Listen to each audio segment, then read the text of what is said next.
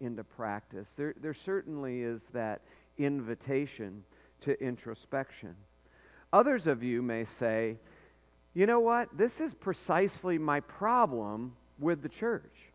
My problem with religion is that it's full of hypocrites. You know, there are a lot of folks who are gathered in a body on Sunday morning, or maybe they come together on Wednesday nights, and there are those who it seems like are really following the Lord, but then there are others that are there just for their own purposes. You know, they just want to make merry. They just want to be where the action is, but they don't really love the Lord. We recognize this. You know, we recognize sort of blatant hypocrisy.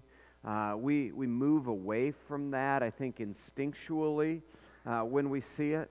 Remember this even as a young man growing up in West Michigan. And there was I went to a Christian high school, and there was a strong sort of culture of times when you would make what was called profession of faith.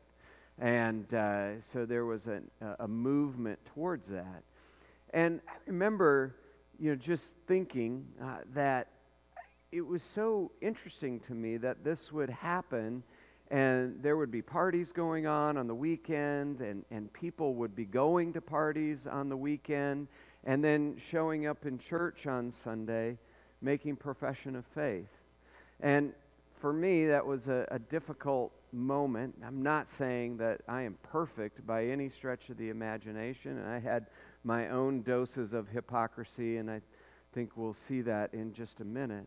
But we recognize that even as young people, right? We recognize when we see it, like, that's really ugly.